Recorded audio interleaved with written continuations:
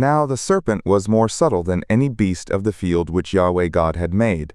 And he said to the woman, Has God really said, You will not eat of any tree of the garden? And the woman said to the serpent, Of the fruit of the trees of the garden we may eat. But of the fruit of the tree which is in the midst of the garden, God has said, You will not eat of it, neither will you touch it, or else you will die. And the serpent said to the woman, You will not surely die. For God knows that in the day you eat of it, then your eyes will be opened, and you will be as God, knowing good and evil. And when the woman saw that the tree was good for food, and that it was a delight to the eyes, and that the tree was to be desired to make one wise, she took of its fruit and ate, and she gave also to her husband with her, and he ate. And the eyes of them both were opened, and they knew that they were naked, and they sewed fig leaves together, and made themselves aprons. And they heard the voice of Yahweh God walking in the garden in the cool of the day, and the man and his wife hid themselves from the presence of Yahweh God among the trees of the garden.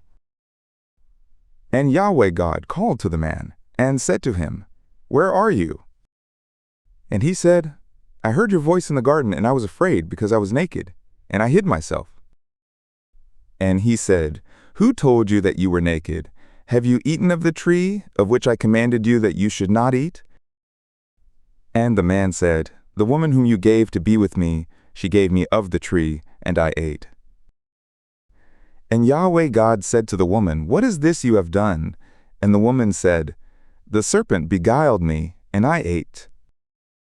And Yahweh God said to the serpent, Because you have done this, cursed are you above all cattle, and above every beast of the field. On your belly you will go, and dust you will eat all the days of your life. And I will put enmity between you and the woman, and between your seed and her seed. He will bruise your head, and you will bruise his heel. To the woman he said, I will greatly multiply your pain and your conception. In pain you will bring forth sons, and your desire will be to your husband, and he will rule over you. And to Adam he said, Because you have listened to the voice of your wife, and have eaten of the tree of which I commanded you, saying, You will not eat of it, cursed is the ground for your sake. In toil you will eat of it all the days of your life. Thorns also and thistles it will bring forth to you, and you will eat the herb of the field. In the sweat of your face you will eat bread, until you return to the ground, for out of it were you taken, for dust you are, and to dust you will return. And the man called his wife's name Eve, because she was the mother of all living. And Yahweh God made for Adam and for his wife coats of skins, and clothed them.